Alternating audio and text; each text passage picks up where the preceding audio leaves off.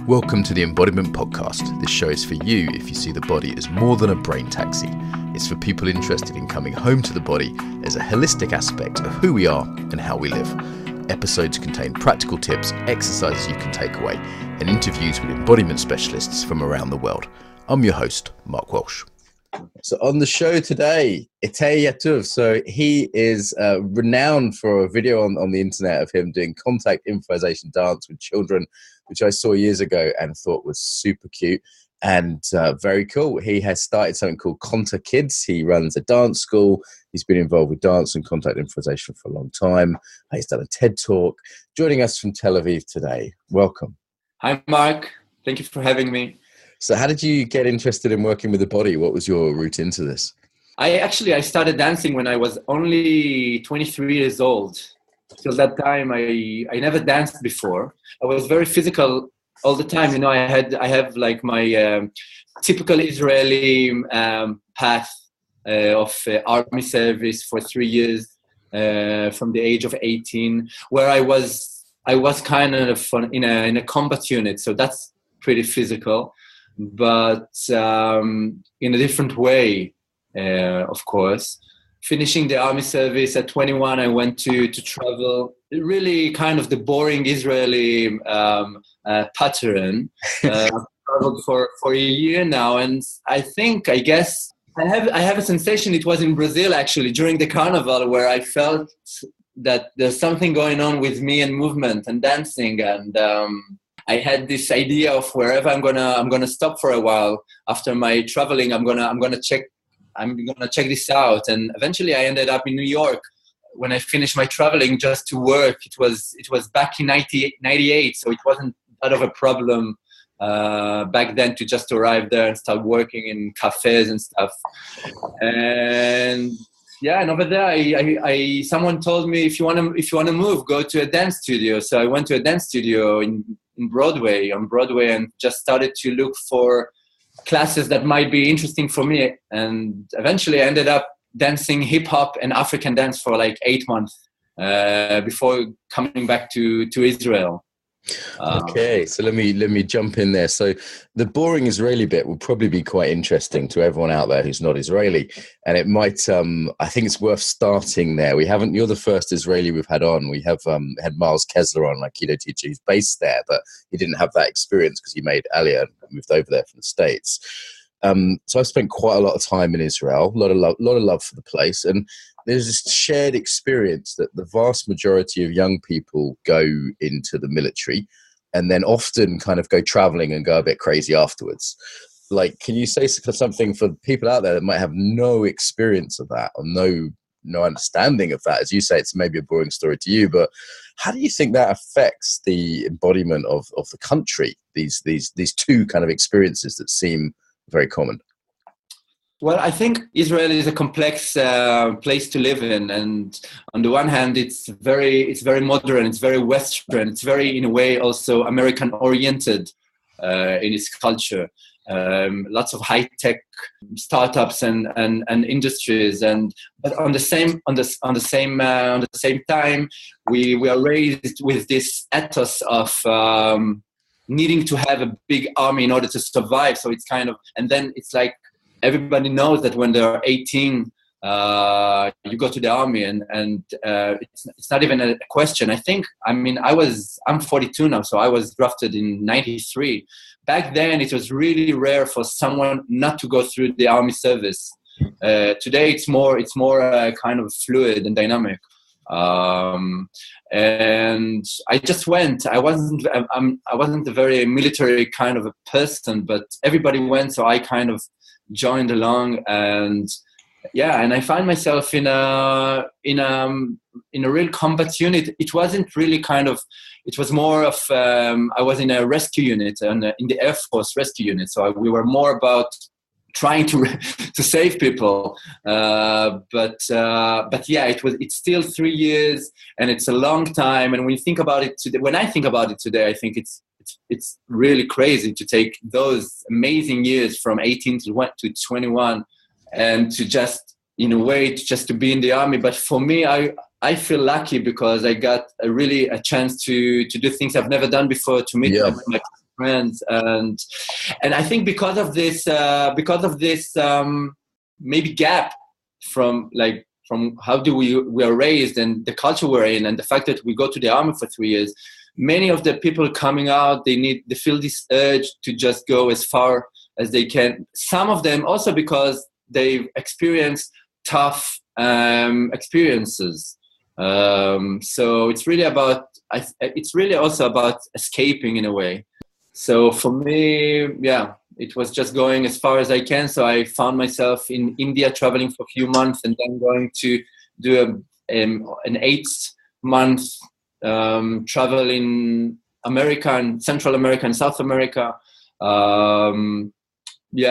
Just in order to reorganize our life. Friends have had very different experiences. Some were just like, yeah, we're on this base and we were just bored and we were just fucking to pass the time.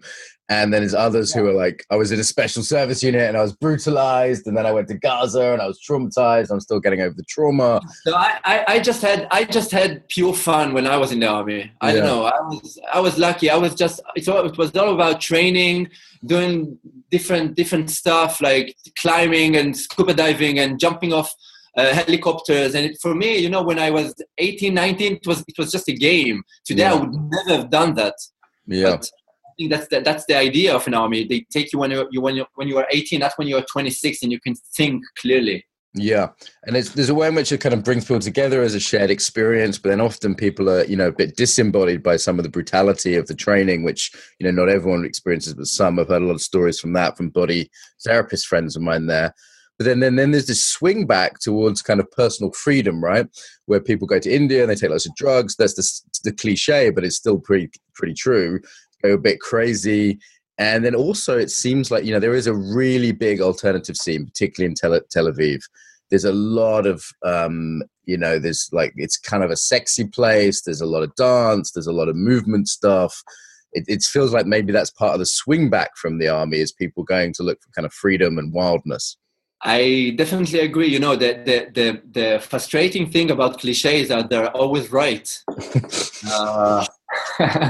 And in this sense, I really feel that Israel is an extreme place, because on the one hand, also on a political side, we have all the oppression we are responsible for, and there's a lot of inner the oppression, of course, of the Palestinian people, and there's a lot of problems inside of Israel related to economic gaps, and there's a lot of stress going on, and people are suffering different struggles and challenges. And on the other side, exactly like you said, when it comes to dance and when it comes to movement and when it comes to body, and when it comes to meditation, you can just and yoga, you can just find everything. And I think it's this playing with these extremities always. Yeah, the extremes are really there, aren't they? You're in Tel Aviv and it's kind of like gay sex and crazy startup internet companies, and then Jerusalem, an hour away, is this kind of thousands of years old, walking down Roman streets, people dressed like they're in the Middle Ages. It couldn't be more extreme as kind of like in such a small place. It is a small place, and for me, it makes my European friends laugh. I never go to Jerusalem because it's too fucking far. It's like kilometers. I hardly go there. It's just too far away. You can drive from the far north to the far south in 4 or 5 hours from Elaborate. Yeah, but if you go from Tel Aviv, which is practically on the beach, if you go towards the east, you reach the Palestinian territories in 25 minutes sometimes. Yeah. No, it's crazy how close together it is and the differences that are there. And I think we couldn't really talk about the Israeli experience without talking about trauma as well. Obviously, it's a country that comes from trauma, that has been traumatized multiple times since its founding.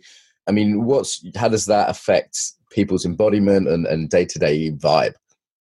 Well, as I experience it, I think in my experience, we are experiencing now. We are trying to deal now mostly with the trauma that we are causing other people. I'm third generation of Holocaust survivors. Yeah, and of course, it's always kind of in our back of their head and in our heads, and it's always an issue that we're dealing with, but growing up in the 80s and 90s, for me the most relevant experience was us oppressing other people, having to go through their trying to gain freedom from us. So also on a political level, it's always kind of an argument. Are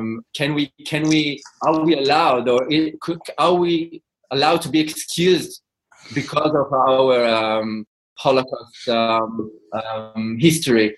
For me, when it comes to my body and our body today in Tel Aviv, in Israel, it's really about the trauma that is going on now. And I think, of course, the Palestinians, they suffer, but we are traumatized as well. I mean, and it's us to blame in a way. Yeah. But I think this is what people don't understand about violence or oppression, trauma, is that it also traumatizes the person doing the violence and the oppression. Now, that's not to excuse that or to say, obviously the person sort of suffering and having the trauma is sort of the worst end of it. But I think people don't realize that as well, that it carries a heavy cost, even if you're the ones putting up the wall or, doing the searching of the kids or whatever it is. Yeah. Eventually, it takes two to tango, even in this particular situation, I think. Yeah. And we are connected. We are interconnected. Us and the Palestinians, like Jewish people and the German people, are connected. It's interesting, isn't it? All the Israelis going to live in Berlin now. I wonder if there's some sort of interesting trauma pattern playing out there. Do you know what I mean? There's like some kind of weird There's tons of theories around that. Don't even get into it. Yeah, a repetition compulsion might be the sort of trauma one. Like we have that urge to heal, to go towards that which has hurt us. But who knows? It must also be kind of like, there's a way in which the Germans are super, super guilty and have been educated that way. And it must be very interesting to be around that, almost like a power move to be around that. Yeah, I guess it's true. But eventually I think it comes down to the fact that Berlin is a very liberal, became a very experimental place. And Israel is like New York in a way. I think in New York today, there are more Israelis than in Tel Aviv. Yeah. No, there was definitely more Jews. Yeah. There are more Jews than in all of Israel. Yeah, no, I've heard that. Yeah, that's okay. So, I mean, this kind of brings us into contact, because one of the tendencies I see in Israelis as a trauma pattern, I say this with much love and tell me if you disagree, is a certain boundarylessness. And it's why Israelis annoy people in backpacker hostels in India. It's the sort of lack of regard for edges and the lack of kind of a firm boundary around things. So I can get that somewhere like Berlin, which is slightly chaotic, tell me first of all if that's just prejudice and you disagree. And next, how does that relate to contact? Because there's something about that boundarylessness of contact that may be a commonality there. Well, if you're gonna get me talking about Israeli culture and Israeli mentality, I'm doomed, because I'm, in this sense, I think I'm full of self-hatred. We don't have to hate on it, but I feel like we can talk about the strengths and weaknesses. Like, right, what's smart about the culture there, for example, is like people like you are innovative, and that's really normal in Israel to be smart and innovative. That's part of the culture, right? Like in a way, there's a confidence there. Like there's good things, and there's also things that are maybe a bit more difficult. And this boundaryless one for me was always difficult with my friends there. It's interesting. I'll start with a short story. A Dutch friend just told me a week ago. I was in Holland, and because she and her husband, they love to come to Israel every summer. And she told me last time she came, she went into a pizzeria, and she waited in the queue. She thought there was a queue, and she waited there to have her order. And people just came in, and they just ordered, and they didn't see her. And she said at a certain point she almost felt like crying. She didn't really know how to manage this. And we spoke about it because she loved Israelis, and I think it has to do with it's a cultural thing. We are kind of raised to take what we believe is ours. I think it has to do with the aggressiveness, of course, of the whole political situation. But eventually, I don't know if it's Israelis having problem with borders. I think it's Israeli having a wider concept of what border is, but when you cross a border with an Israeli, it's, for him or for her, it will be very clear. So we're just mostly just unconscious of the way we behave, I think. Yeah. I mean, it's a hyper-individualistic culture on all the scales of sociology. It's the most individualistic culture in the world, and America's number 2. So it does sort of rank on that.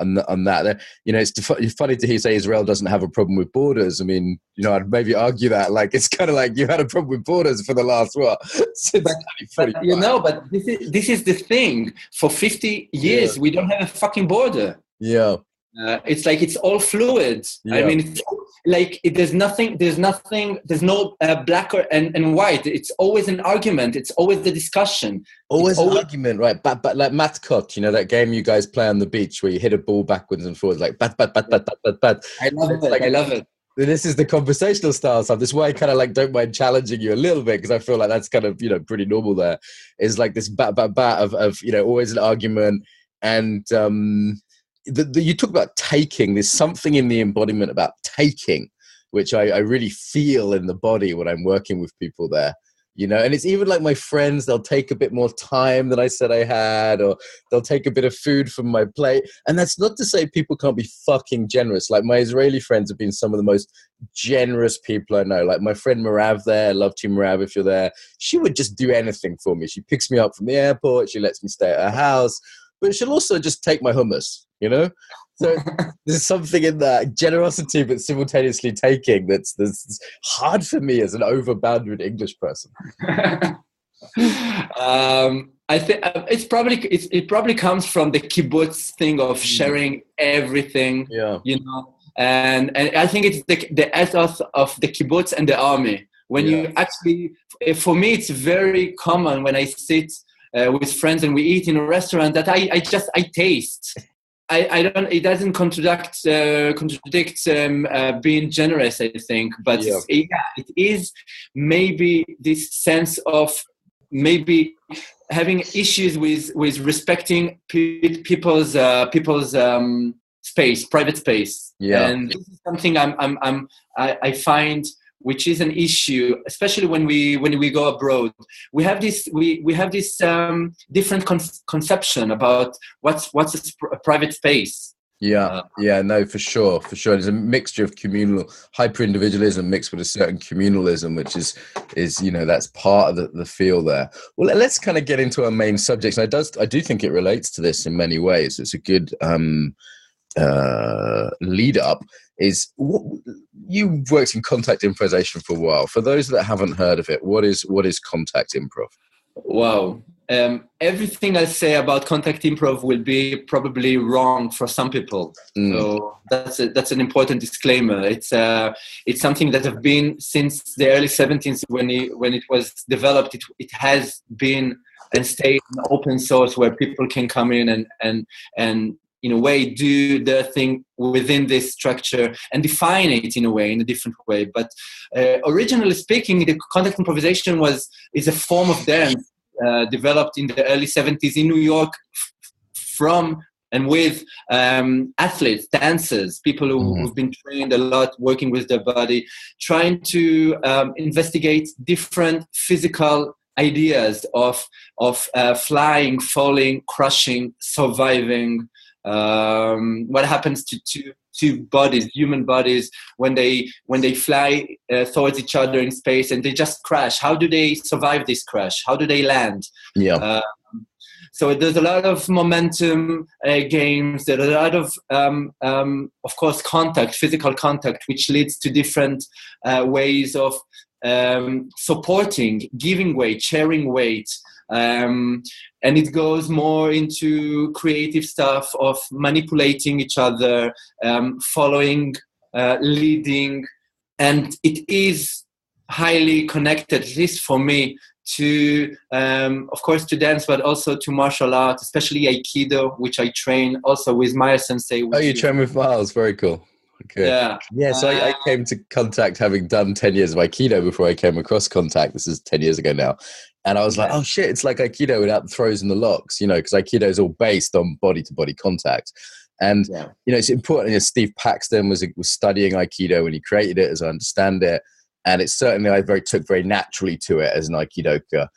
But then it adds this quality of freedom, like, you know, you mentioned that dancers came up with it, and it's very much a dancer's dance. It's not necessarily a performance dance, usually not, as I understand it. And what I love about it is the creativity. You know, two bodies make contact. Maybe you lean into each other, you share a bit of weight, and then you follow something. And there's a following of relationship, which can lead to kind of, you know, cool kind of body surfing things up in the air or rolling around the floor, or, you know, I know different teachers take it in different directions, but it's very improvisational, isn't it? There aren't kind of forms or steps. Exactly.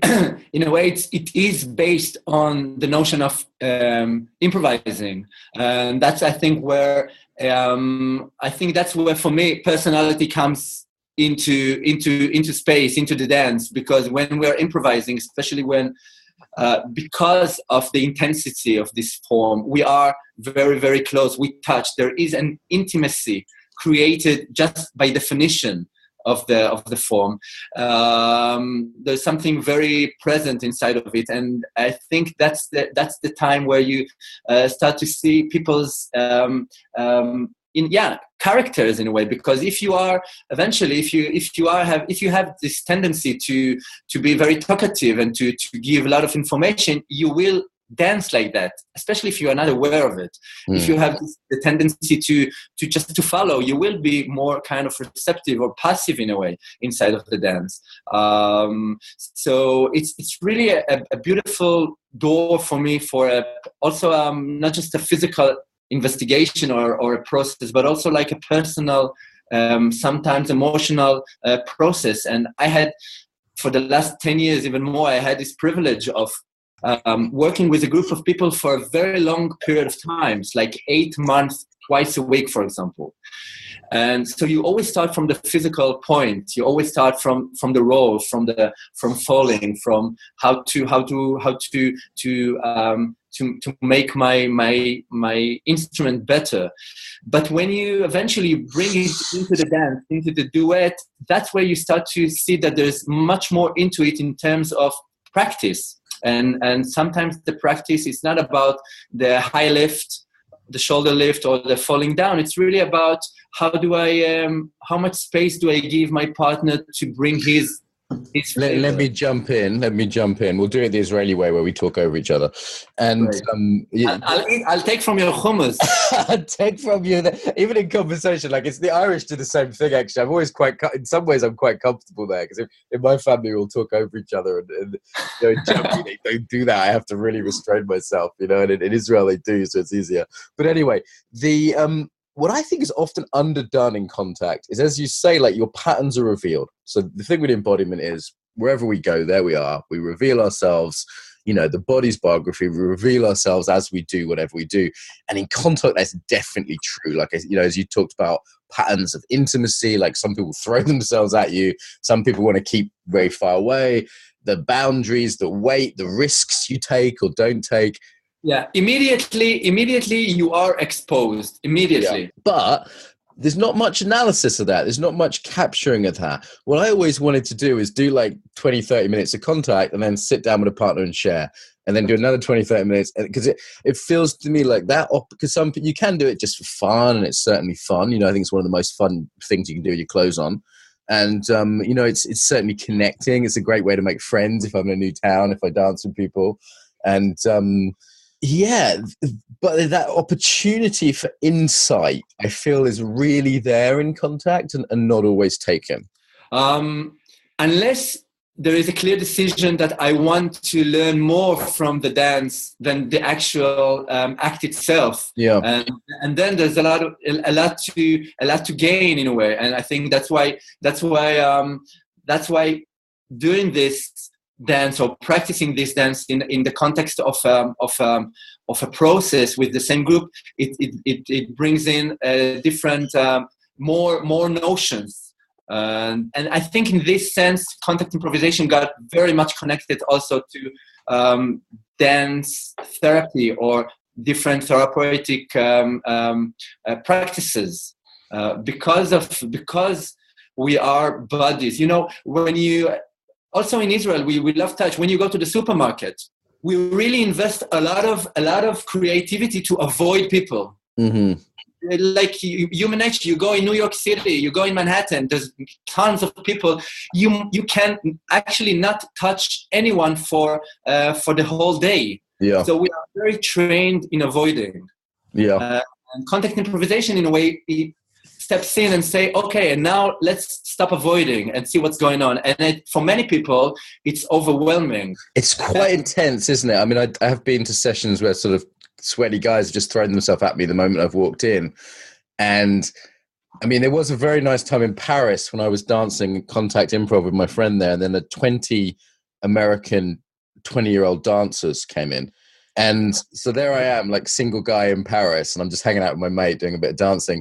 And a dance. You just were lucky having the big man, sweaty man jumping on you. I always get stuck with the dry, thin ladies jumping on. Damn! It sounds awful. So you know, but that was in both instances. I'm giving these as a sort of example, like. One was like, whoa, and the other one was like, whoa. You know, all of a sudden I was just in a pile of dancers.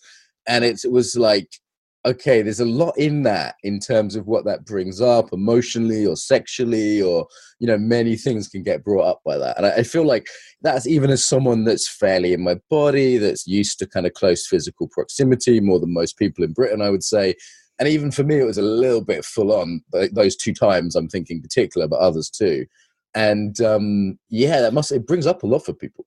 I think because I'm directing a dance school, I've talked to many people calling and asking about contact improvisation, and I will never advise for someone who wants to get familiar with this dance to go to a jam session. I think jam session can be traumatic for people, and I've say what a jam session is for listeners. So a jam session is like when people just get together and they have fun and they freeform, right? There's no it's just an open space where you come and you do your warm up, and sometimes it's a communal warm up, and you just start to dance, to practice with people, and it's a social event. It's super nice if you are trained in it. But if you are not prepared and you don't know what you're coming for, and especially because the actual practice is to dance with someone, you are not alone immediately, and that's super intense. And so for some people, mostly women, but not just, it can be just too overwhelming. And I've talked with people who called the school like years after their first conversation experience, and they were looking for a easier way to step in again, to sneak in a way. It hits in a way a very interesting notion for me when it comes also to teaching or to dancing in general, especially in this form. And it has connection with contact kids. We'll speak about it. It's where do I start? How do I start a dance, or how do I start a class, or how do I start a meeting with someone, and especially if I don't know him, because if I'm trained, I can choose different levels, different entrance. But when I don't know someone, and even if I know him, but it's a new day, I will always choose to look for the most basic place, even boring to start with, because in this sense I can ensure that we will be on a kind of the same energetic level, and then we can grow together. But if I come and I meet someone who is not prepared or is not warm up, or I don't know what's going on with her or with him, and I'm already dancing, I'm already sweating, I just kind of had a very nice energetic dance. If I'm not, if I can't be able to meet this person at his level, we won't communicate. There won't be a communication going on, and it will be just a shitty dance. Yeah, it's interesting to me that how negotiation of consent and boundaries, how that's negotiated in an art which, you know, necessitates by definition is about contact, you know. And I know you can start to contact without touching, but pretty much that's the assumption, right? For me, you said the word consent, and for me this is a key word, because the level of consent is crucial. If we don't talk and we have our bodies to communicate through the body, I need to understand your level of consent, and you need to understand mine. That's the only way we can actually start a good dance together. Yeah. And there's a sort of non-verbal kind of, the way I found to negotiate it, which just kind of feels most respectful, is always to start on the periphery, on the sort of socially acceptable areas. So maybe back of the hand or shoulder, the kind of yang surface of the body, that it wouldn't be weird to touch a stranger. Even in the supermarket, you might tap someone on the shoulder to get their attention. Yeah. And then gradually making offers and seeing if there is availability for that.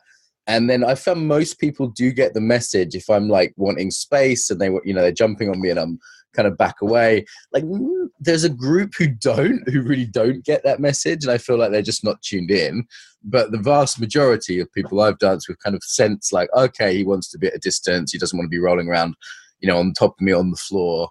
And then there's also the sexual side to play with. There's a sexual spark often I've found when I'm dancing with an attractive woman, and it's like, okay, I've been times when that's gone somewhere, many times when that hasn't, and times when I've chosen not to partner with people. And then sometimes I go to a jam and it's all male, female partners, and I'm like, okay, well, that doesn't look like an accident.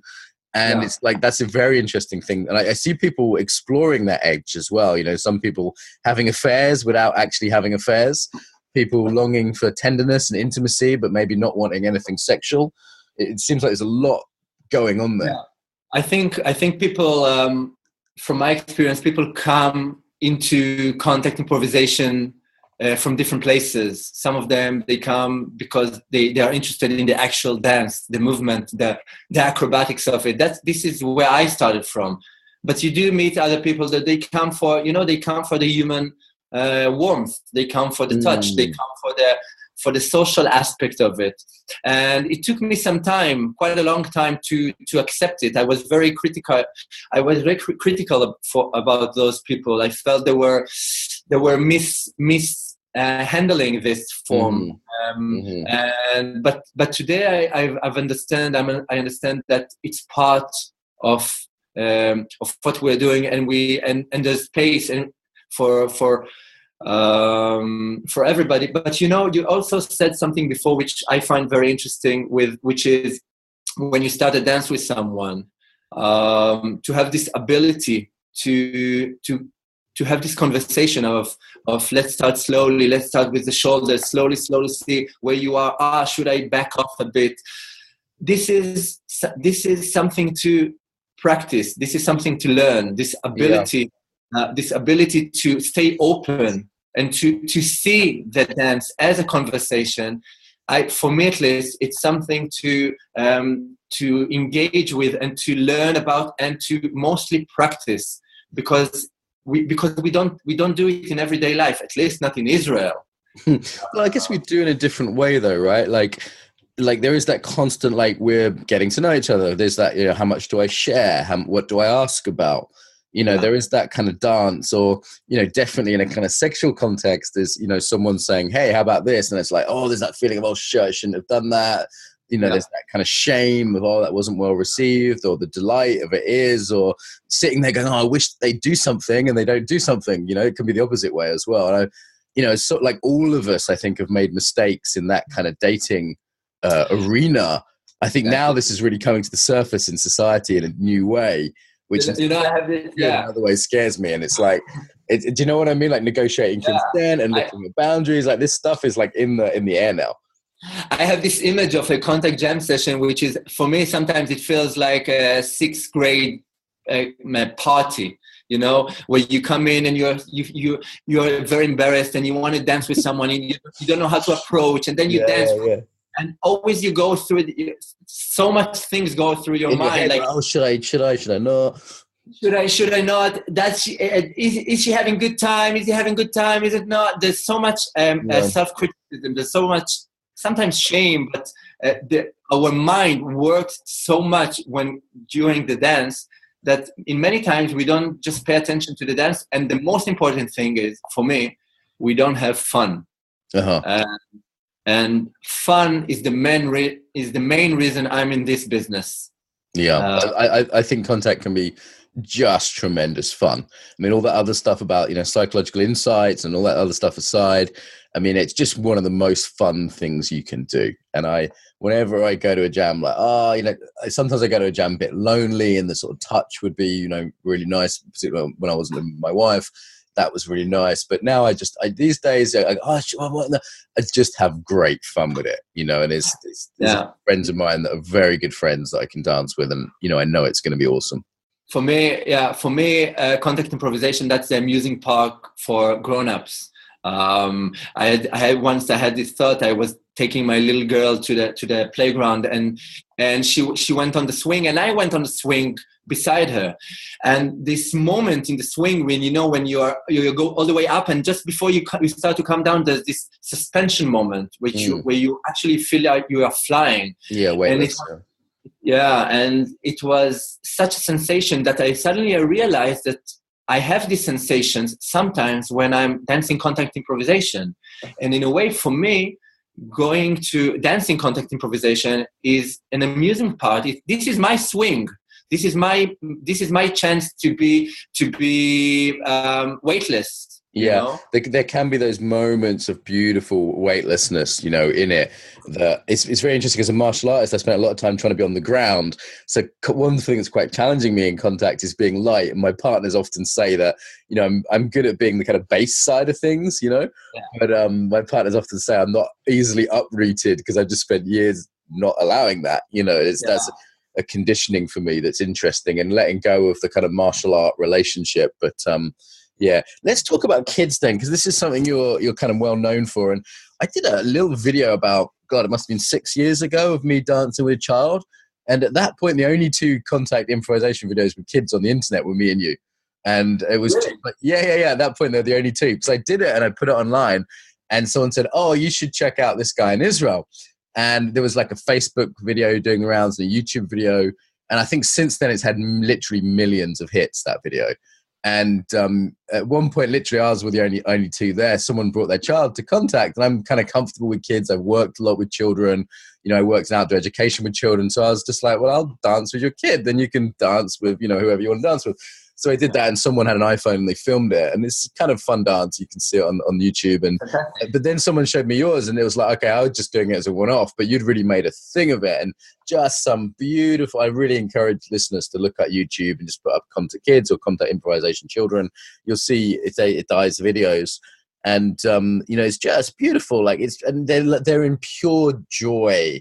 Like the skill of the children as well is quite incredible. Like the ones that have done it a few times, they're almost sticking to your back, kind of like glue, and they're just giggling. There's something very pure and joyful in it. Well, it's if we take this the contact kid thing and the whole project, or the whole thing that came out of it, it's actually a big project that came out of this 3 minutes YouTube clip that actually was created by accident. It was all accidental over there. It was actually in Ibiza. It was in a cosmic festival, and I was warming up in the space for the jam. And my 2.5-year-old daughter, she was on her way to bed. And she came in and she saw me, and she just ran to me and she started playing with me while I was just warming up, and someone took a video of it, and then he put it on YouTube, and that's where it all started. Because until that point, I never thought that the way I play with her, or the way we kind of interact and maybe dance sometimes, was in any way unique or unusual. It's only when the YouTube went viral, the clip went viral, and people started to engage and contact me, asking me what am I doing and how am I doing it, when I started to realize, okay, what are you talking about? I'm not doing anything. I'm just playing. Yeah, because on the one hand, there's this people are being like aeroplanes with their children for years and years and years. Do you know what I mean? Like, it's like, that's not kind of a new thing to play with children. But then in a way, it feels like people have lost that. So it doesn't surprise me. I'm going to bring up the video now on my computer. It doesn't surprise me that went viral, and it's got, all these thousands and thousands of hits, because it's something people have lost in that. And the other thing that occurs to me is that people mostly in Western Europe, less so in Israel, the Middle East, are scared of contact with children. Like they're terrified. Like I was used to work in outdoor education, which is where kids go off in the woods, and you do some climbing and some hiking. And I was told you cannot touch a child. Literally, do not touch them. So like if they were crying, you couldn't hug them. Trying to put on a fucking abseil harness without touching a child's absolute nightmare. You know, because everyone's so paranoid of, you know, this minority of wicked people who are out there hurting children that they won't touch a child. And that's not the case in like Africa and the Middle East and South America and many other places. I think we're fucking sick, if I'm honest, that this has become a thing. I agree. I think there's a combination of two major issues here. Yeah. The first one is, like you said, there's something about raising children today in Western world, which is very child-centered. Yeah. And so once the child is born, he's always in the center of attention, and there's so much arguments about what can you or cannot do, and eventually what your parents are doing, like the minimum when it comes to physical contact with them. But for me, working with a lot of parents in the last few years, eventually it has to do also with the way the parent relates to his own body. Right. There's a disembodiment at the root of that, and a lack of play, right? Like most adults don't play in any sphere. So when their child comes to them and jumps on their back and say, let's play, they just don't know what to do. Like they haven't got any play experience. They've lost that. Yeah. You know, when at first, some of my friends, they contacted me saying, what are you doing? We saw this video, let's do it. And I was like, I'm not doing anything. I'm just, whenever I get back home, the first thing I do is I just lay down on the carpet and that's it. And then I asked them, when you go back home, don't you just lay down on your carpet? And they looked at me and they're like, what? They think it's a thing. Like, in a way, it's kind of crazy that you've made a thing out of basically kind of playing with kids, right? Like, you've made a thing. I've invented something practically out of lying on the carpet and doing nothing. Well, that's a good Israeli business mind, though, isn't it? You know, you're like that innovative. Yeah, we'll make some shekels from this, you know. But like, and I know that's not your main motivation, but it's like it's cool that you've made a thing out of it. That's that confidence of the Israelis I was like pointing to earlier. That confidence to create something and innovate, you know, and not be shy about it. But it's also kind of sad that the world needs this, and many parents need this, right? And I know they do. Like when I'm on the carpet rolling around with my niece, my brother-in-law is just, and I love him, he's a great guy, but he's looking at me like, what are you doing? And also kind of maybe like a little sad that he can't do that. And you know what I mean? Like it's just not in his repertoire of being or movement. And like my niece is just giggling and loving it, and he just doesn't have that experience with her. So he would need to come to one of your classes. Yeah, and I completely agree with you. I'm definitely, I entered a niche which represents a luck in this world. So it's not just like that, because you also followed it and you had the hard work and you made a thing around it. And now, like I'm looking at, there's a Contact Kids UK, there's Contact Kids Den Haag on the internet. I mean, like literally, like there's just all these kind of Netherlands, there's all these kind of videos that are there now. And I'm guessing, you know, do you just travel around doing workshops on this? Is that kind of your main business now? I mean, so far we're like, I've been developing a teacher's training for that because, and there's over 150 teachers worldwide today working with this method. But when you, few things that came up to mind when you were talking is there's this thing about, because you mentioned before parents doing airplanes to children, and there's this notion that when I play with my child, I am doing something for him, to him. Sure. And when I'm lying on the carpet and doing nothing, that's actually an invitation for the child to come and to do something. So in a way, and this is an important notion for me and for the Contact Kids work. I encourage the parents to do less and less in order for the kids to do more and more. Yeah. And there's always actually, you know, people with children forget the whole consent thing, which is a terrible implicit message to be giving them. And you'll see in the video of me dancing with this little girl as well, like at one point I kind of stop and I look at her and I'm like, even though this kid's actually non-verbal that I'm working with, she barely speaks, but I'm still constantly checking in, like, hey, do you want me to pick you up? Hey, do you like being upside down? Do you like me chasing you? Like, there's like a constant play on and a listening to the child. When I start Contact Kids class, I always tell the parents, the most important thing, at least in my class, is that the children are allowed to do anything they want. The parents should stay with me, should stick with me. So I might offer a role or a game, and the child would want to go and sit on the side, or he's hungry, he wants to go pee, he just wants to run. I insist the parents to allow him to do so. And for me, the work is always with the parents, because the challenge, I think, is for the parents to feel comfortable about it, because you know, parents, we want so much for our children, that if I came to a class and I paid money and I was stuck in the traffic jam for half an hour and we reached the space, now I want to do stuff, now I want my child to learn, now I want to see, I've paid, I want to get what I came here to get. And for me, it's great, but I think they misunderstand what I'm giving. I'm not giving an exercise, because they're all practically based on silly games I did with my 2-year-old on the carpet. I didn't do it, and there's no great invention over there. I didn't sit on a mountain and for 2 weeks meditated and then woke up and came up with an exercise. What I'm offering is for the parents the opportunity to allow their child to choose and to feel comfortable about it. And this is, for me, a major issue working with parents today in Israel and in Europe. We want so much, we don't give space eventually. And I've had another friend of mine talking about this with food, you know, saying that's kind of, and again, I'm not criticizing any parent here, I'm not you know, a parent myself, and it's just relating an experience of a friend. She was saying it's very difficult for her as a mother to let her child choose what to eat, as opposed to sort of force them to eat certain things. And, you know, it sounds analogous to what you were kind of saying there, that sort of giving them the child the space to eat what it wanted. And, you know, there's probably limits on that, but it was very interesting to hear her talk about that. It's this normal paradigm is we have to control, right? And it's always come from with good intentions. There are children.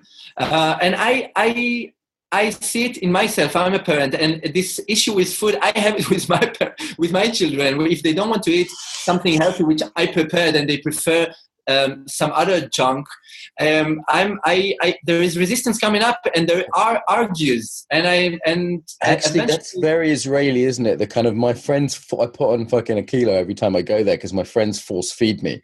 Like, it's very interesting. Like, I wonder. It's a Jewish Polish thing. You have to Polish. There's a few. I mean, I'm Irish, Russian. I mean, there's many cultures that do it. It tends to be the ones that have had starvation in the last few generations, but not every culture. You get it a lot less in Holland or Norway, for example. Yeah. I wonder though if there's something quite profound in that food and being in contact with our bodies is another one of those things which is pretty primal. And to put onto someone you have to eat, we're at a very early age telling them, don't trust your body. You know, like, you have to do what you're told here. Do you know what I mean? And again, from good intentions, you want to feed your friends, you want to feed your kids. One of my parents says, it's like a primal urge. I have to get food in their mouth, you know? But it's like, I wonder if that's one of these sort of early kind of disembodying things that happens to us. It's like, I'm not hungry, but I have to eat.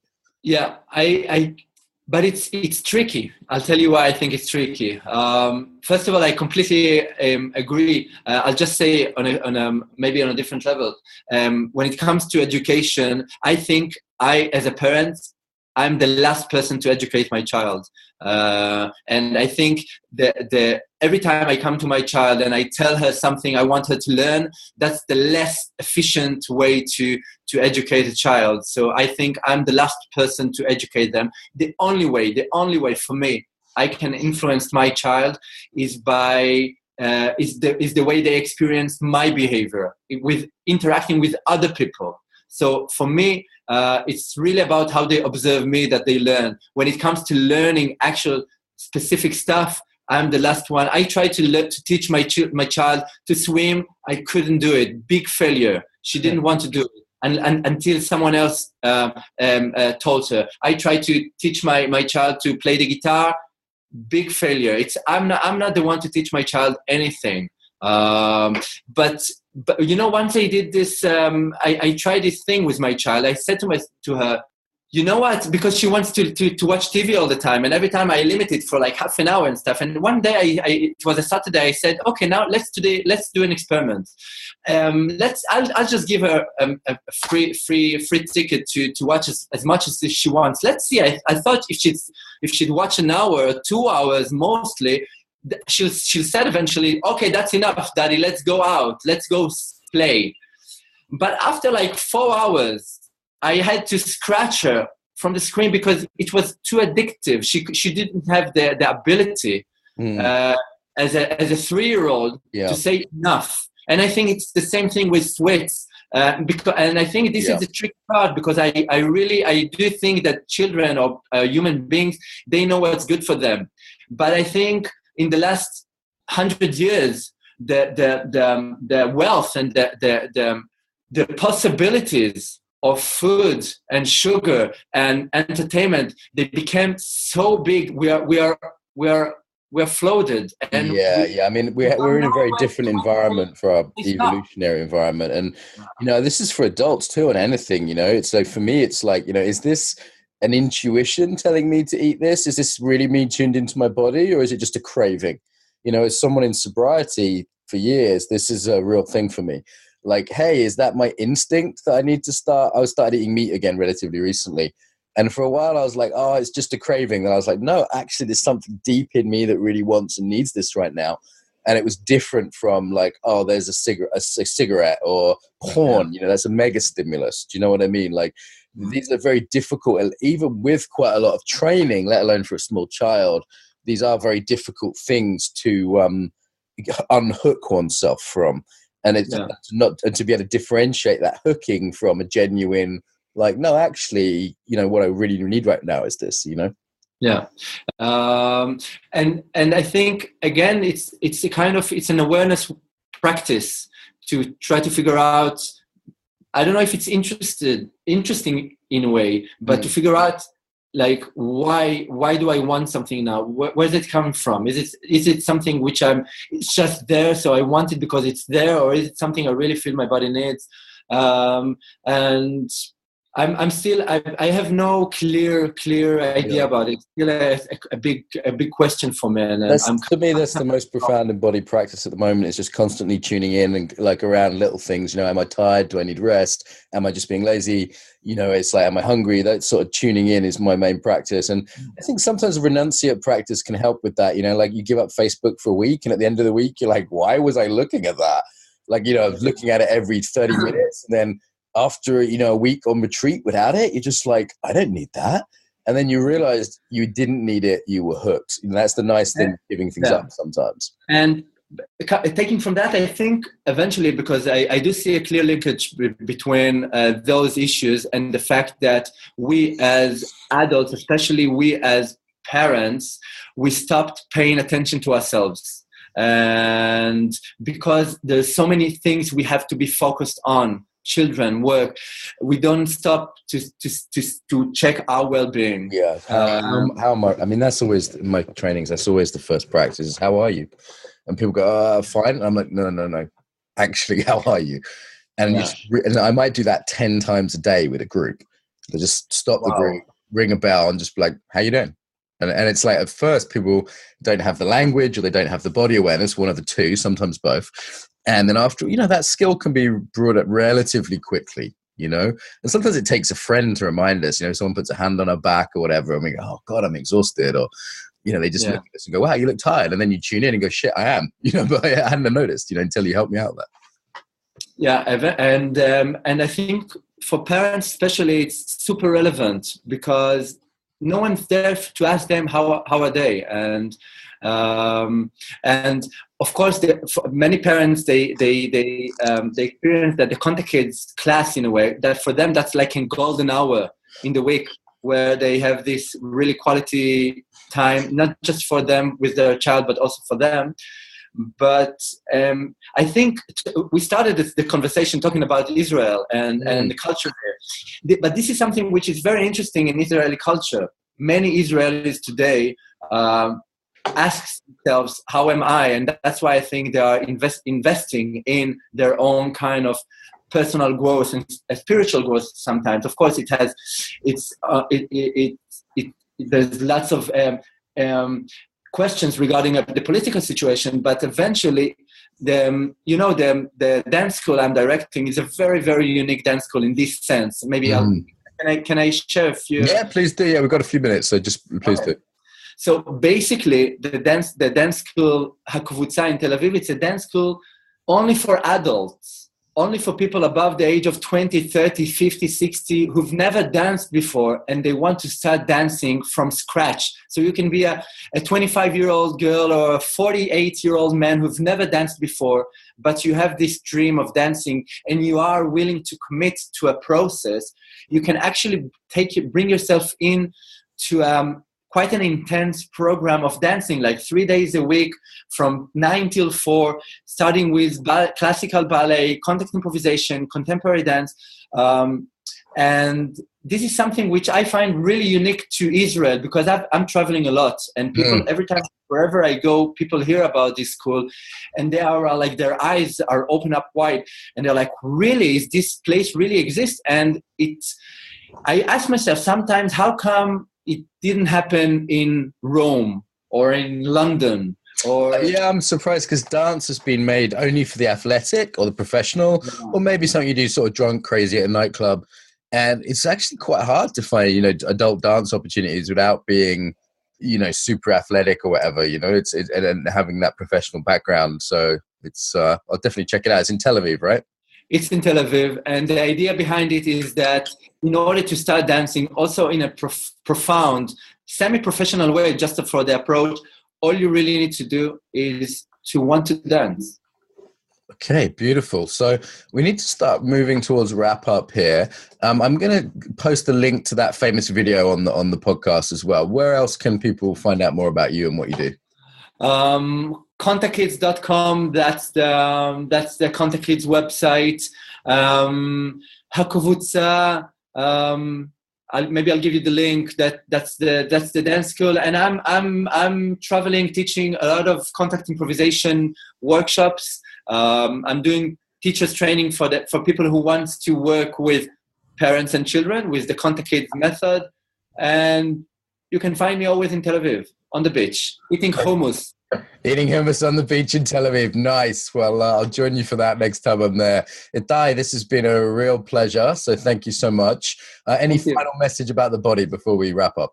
Eventually, it's just a vehicle. There's much more for us than just our bodies. But so as long as we are in it, I think it's important to dance, to have fun with it, to indulge it. In different ways. Toda rabba. Thank you for joining us today. Toda, Mark. If you enjoyed this episode, subscribe to get more. If you'd like to help us build the Embodied Tribe, leave a review on iTunes or share this on your social media. If you're interested in training globally, sign up to receive the newsletter at embodiedfacilitator.com. Until next time, welcome home to the body.